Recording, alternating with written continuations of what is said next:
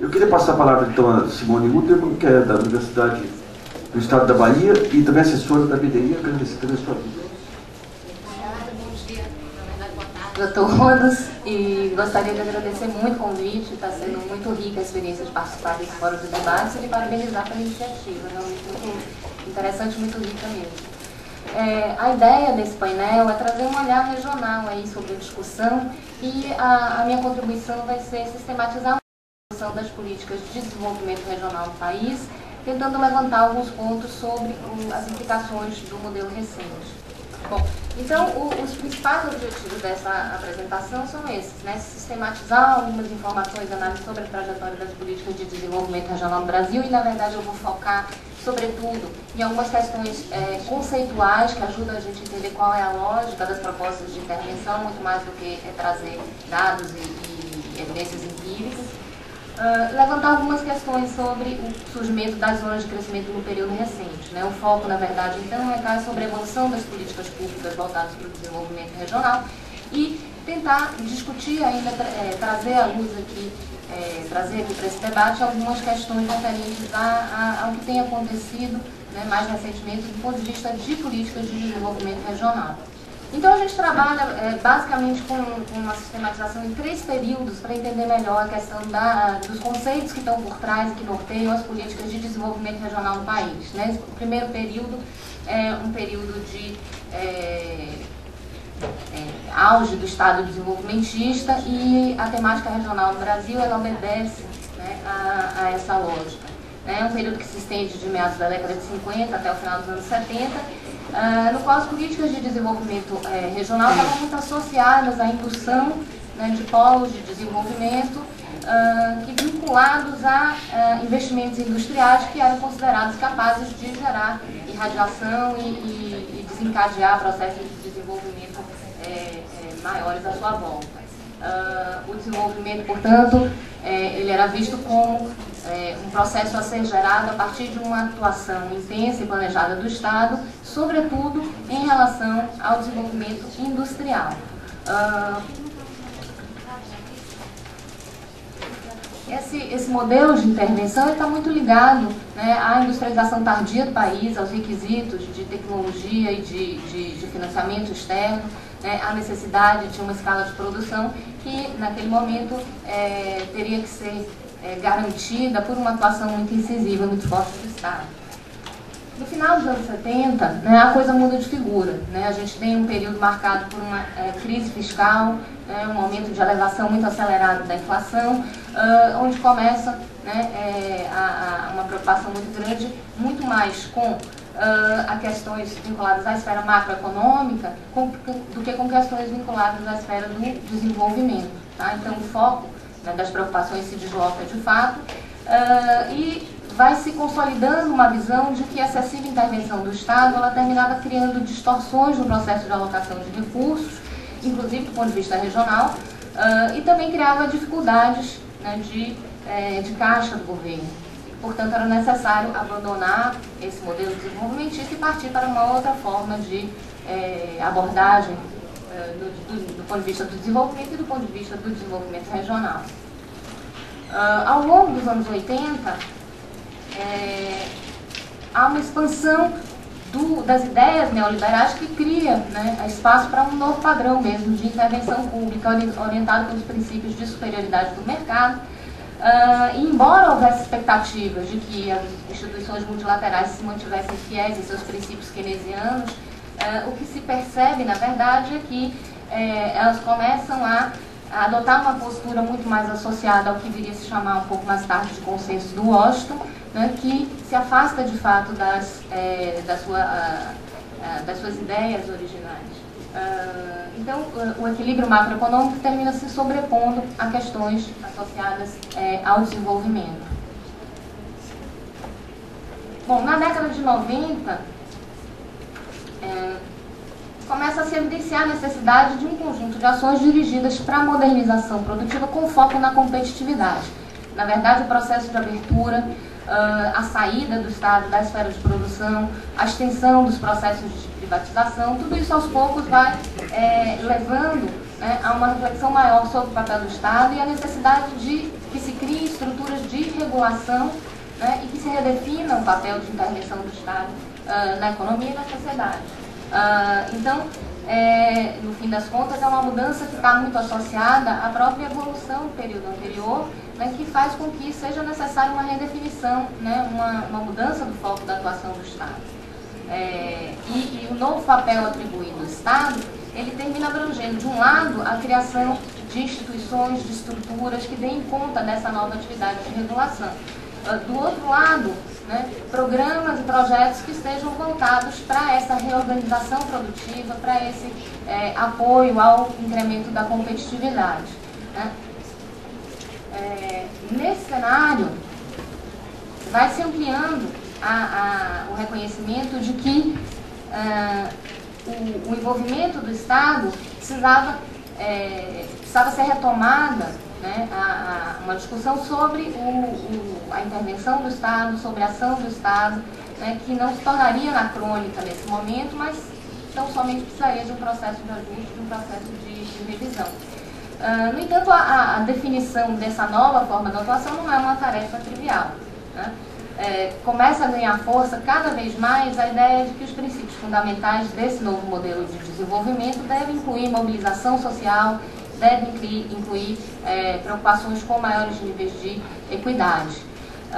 Então, a questão regional ressurge em novas bases, levando em consideração esses elementos. Então, subtrai-se um pouco o lugar primordial ocupado pelas políticas de apoio à industrialização, que era o centro, né, da ação do Estado no passado, e se incorporam objetivos mais amplos, no espectro, né, de objetivos maior.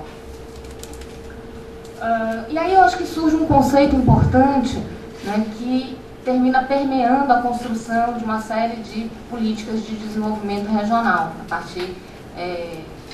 sobretudo a partir dos anos 2000, que é o conceito de capital social, que aparece meio como um elo perdido aí dos estudos teóricos e das políticas aplicadas ao desenvolvimento regional. E esse conceito valoriza interação social, valoriza a formação de redes, valoriza a confiança recíproca, o desenvolvimento endógeno, enfim, propostas que, de alguma forma, né, contribuem, né, para o fortalecimento, o empoderamento de comunidades locais e, a partir daí, para um processo de desenvolvimento mais autônomo. Né? Isso tem a ver também com o que o professor Topolino estava falando, com a questão do avanço do setor de serviços. Né? Então, não é por acaso que a industrialização deixa de ser o cerne da questão. A questão tem a ver também com a redefinição da estrutura econômica e mesmo no plano industrial, questões vinculadas a processos mais flexíveis, de verticalização de processos, de empresas. Tudo isso leva a uma discussão mais intensa sobre a formação de redes, a criação de vínculos, né, interinstitucionais e que no plano local repercutem não só sobre a questão de vínculos institucionais, mas também de vínculos pessoais.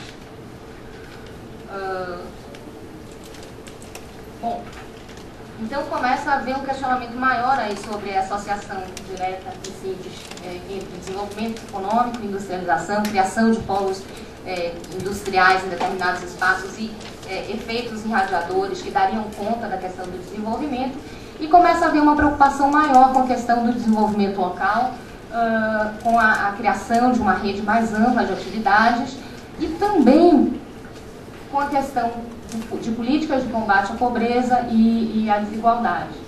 Né? Mesmo as instituições multilaterais que começaram na década de 80, durante os anos 90, a defender, né, uma visão menos intervencionista do Estado, né, elas retomam um pouco a ideia de que o Estado deve ter um papel ativo e tem uma possibilidade de intervenção positiva sobre a questão do desenvolvimento. Então, essas novas questões começam a fazer parte da discussão de desenvolvimento.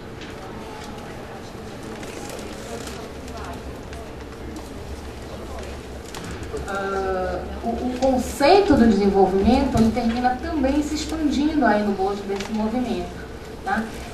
E também se passa da discussão de um Estado que era um Estado desenvolvimentista no período inicial, tá? Para um Estado regulador, né, no período da década de 90, e que passa agora a ser ou ter que incorporar funções associadas a um Estado mobilizador do capital social, e ao mesmo tempo capaz de criar condições para iniciativas, né, locais que tivessem respaldo na formação de redes, na interação mais forte entre indivíduos e instituições, e que daí tivessem um desdobramento maior sobre a questão do desenvolvimento.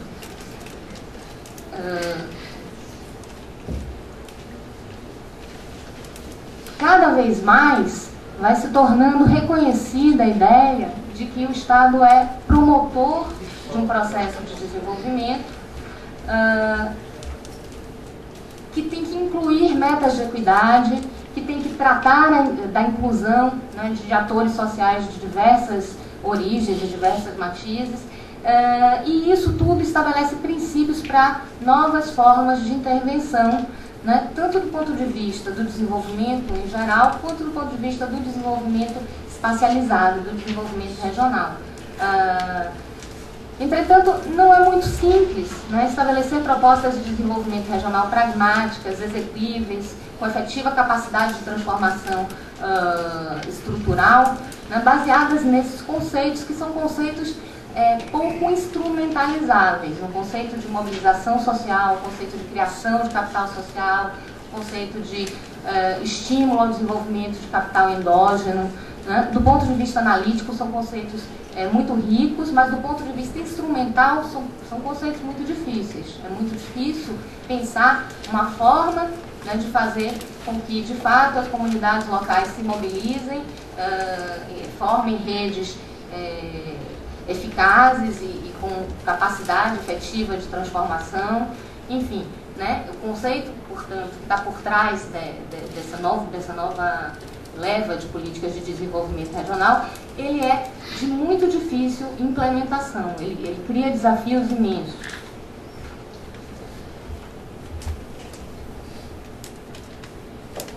Então, eu diria que, embora fundamental para alargar o conceito de desenvolvimento, para incorporar objetivos de natureza social às políticas de desenvolvimento regional, o conceito de capital social, né, o conceito de desenvolvimento endógeno, ele me parece, talvez em muitos casos, insuficiente para alimentar um novo modelo de ação pública capaz de definir ações concretas, eficazes e que, de fato, desencadeiem um processo de desenvolvimento estrutural, né? Por um lado, você tem a necessidade de intervenção do Estado num plano não econômico, não mercantil, que torna muito mais difícil e intangível a ação do Estado.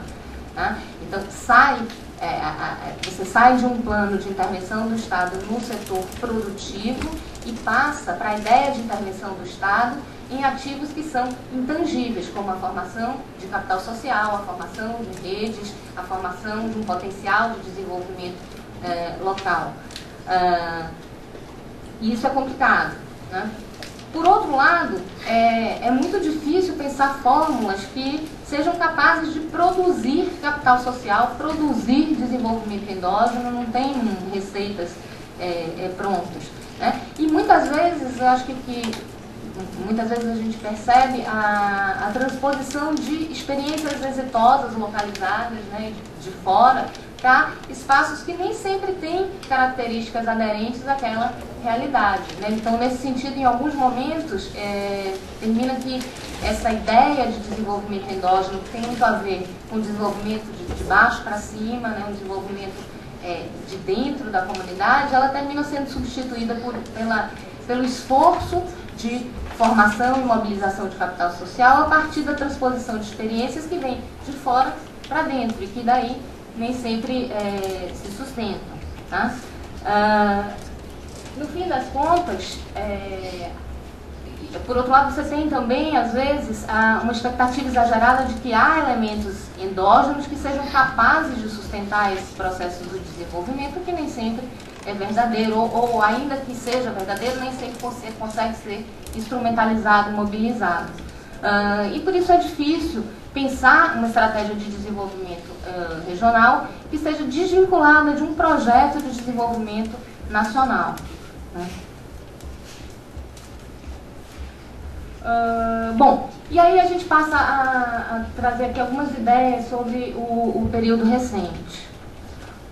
Bom, sem ser exaustivo, né, a gente poderia dizer que a gente tem algumas políticas que têm explicitamente um foco voltado para o desenvolvimento regional, na política de arranjos produtivos locais, o programa de promoção de sustentabilidade de espaços subregionais, o PROMESO, né, que tem, incorpora a ideia, inclusive, de misturar regiões, né, de sair um pouco daquela divisão macro-regional, né, tradicional e aproveitar características comuns a determinados espaços para promover um processo de desenvolvimento, que são programas interessantes, que partem de conceitos muito ricos, mas que muitas vezes são pouco instrumentalizáveis.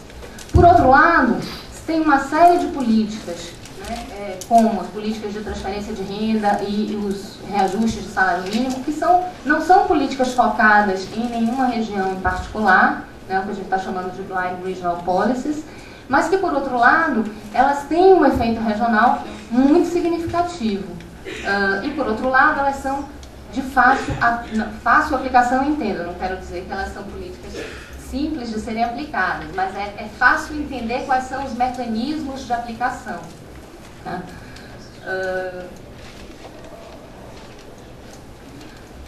Daí a gente tem, por um lado, tá, políticas de desenvolvimento regional explícitas, que são dispersas, muitas vezes com um volume de recursos insuficientes, com dificuldades de instrumentalização, porque elas têm um foco em ativos endógenos que são muitas vezes intangíveis, né, como a questão do capital social, da formação de redes.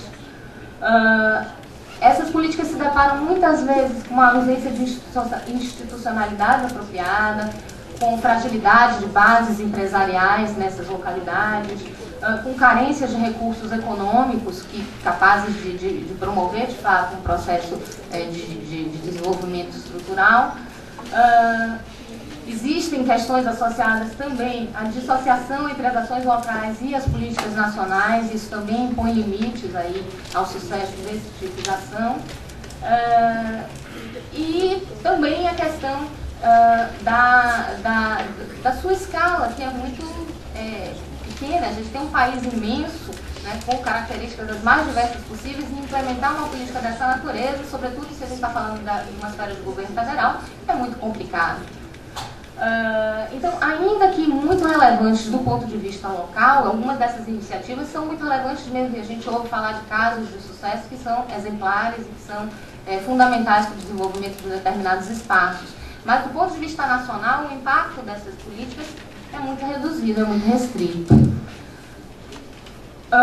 Por outro lado, a gente tem uma crescente relevância dos programas de transferência de renda, que, apesar de não seguirem critérios regionais, eles têm efeitos regionalmente diferenciados. Essa é a distribuição do PIB, da população e da população em extrema pobreza, que mostra que há uma localização regional da pobreza, não apenas nas macro-regiões, mas dentro das macro-regiões também a gente tem espaços muito localizados de concentração da pobreza.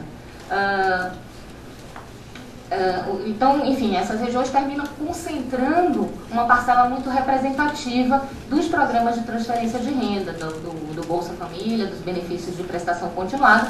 Então, eles terminam tendo não apenas um efeito social importante, mas um efeito regional e local muito importante também. Da mesma forma, as políticas de reajuste recentes aí do salário mínimo.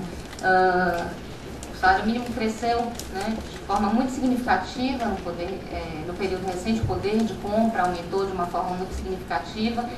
Se a gente calcular o salário real comparando com o INPC, a gente encontra entre 94 e 2010 um ganho superior a 120%. Então é muita coisa, né? E essa população que oferece rendimentos de até um salário mínimo, ela também é muito concentrada, muito mais concentrada espacialmente. Enquanto no Brasil a participação de rendimentos equivalentes ao salário mínimo é de cerca de 25%, no Nordeste, por exemplo, ela chega a quase 40%. Então, esses reajustes do salário mínimo, eles também têm um efeito regional e local muito significativo, né? Além disso, a gente tem também, poderia falar também de políticas de crédito, né? Não apenas crédito voltado para a agricultura familiar, como a ministra mencionou no início da manhã, mas crédito voltado, programas de microcrédito, crédito ao consumo, enfim, há uma série, essa expansão do crédito que já foi mencionada aqui, que é muito representativa no período recente, ela também tem um impacto importante, né, sobre o crescimento de zonas mais pobres, de áreas mais pobres do país.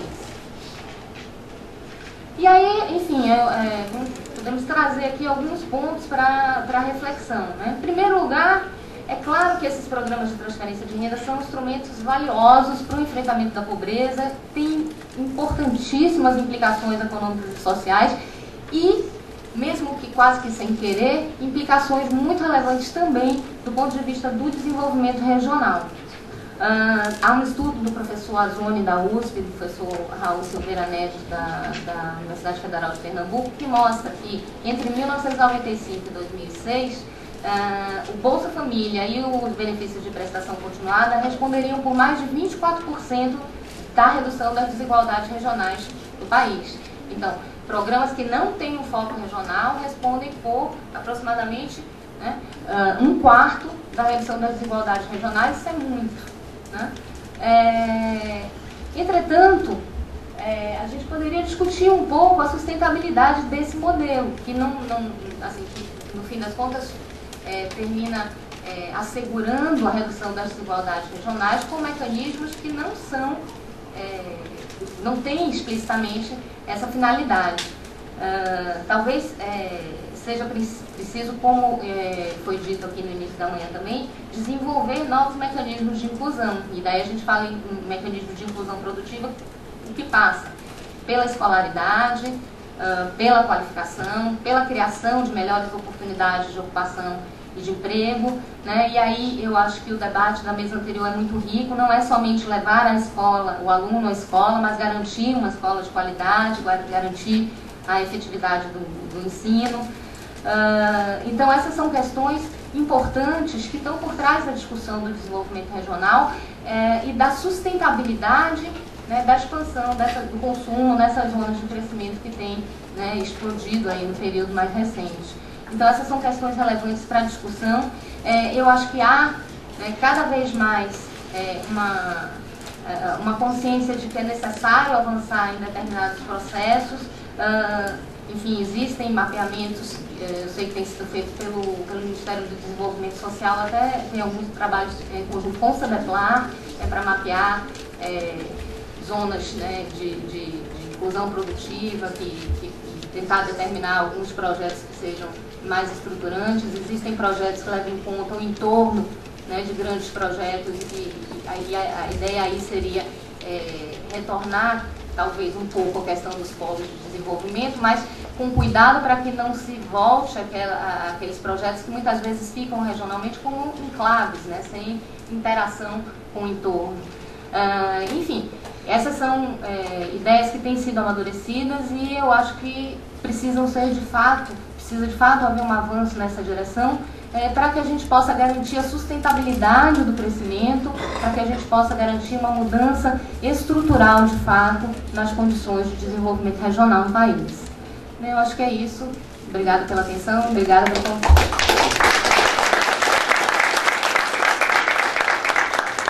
Aliás, os estudos que estão disponibilizados são isso do SEBEPLAR.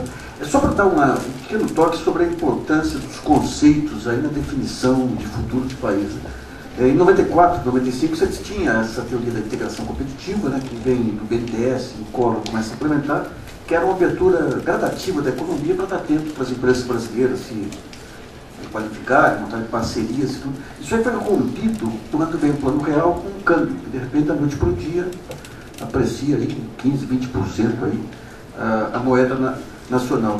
E um ponto que talvez tenha sido o maior erro conceitual daquele... é que a questão da estabilidade econômica era tão poderosa que nublava outras discussões. E quando você pega um ponto que ela colocou bem no início, as teorias do Hirschman sobre desenvolvimento, são nos anos 50 na Colômbia, que ele se dá conta que a Colômbia era um país, era impossível ter um desenvolvimento homogêneo, como se pensava antes, o próprio Rockefeller pensava antes. Então é o seguinte, elege um setor que seja um setor mais moderno, dê favores a ele, permita a capitalização e a modernização dele arrasta o restante do país. Esse conceito, o Fernando Henrique trouxe para o plano real em cima de um país que já era uma baita economia industrial. Eu tenho uma entrevista com ele no livro que eu lancei, Os Cabeças de Planilha, onde eu perguntava todos esses aspectos que já eram mais ou menos visíveis na época, na questão do desenvolvimento regional, o papel da pequena empresa, as redes econômicas aí, inovação, gestão, um conjunto de fatores. Mas a visão dele, que fica nítida nessa entrevista, é o seguinte: vamos criar grandes campeões nacionais, que no caso eram aqueles bancos de investimento, né? É um modelo um pouco copiado do Barbosa lá atrás. Aqueles bancos de investimento que enriqueceram nos anos 80, visão internacional, e esses campeões nacionais crescendo arrastam o Brasil atrás. Né? Isso aí valia para uma Colômbia dos anos 50, né? Não para um país já sofisticado aí dos anos 90. E ali se perdeu o bonde com o câmbio da criação desse mercado de consumo de massa que vai surgir só 10 anos depois, praticamente.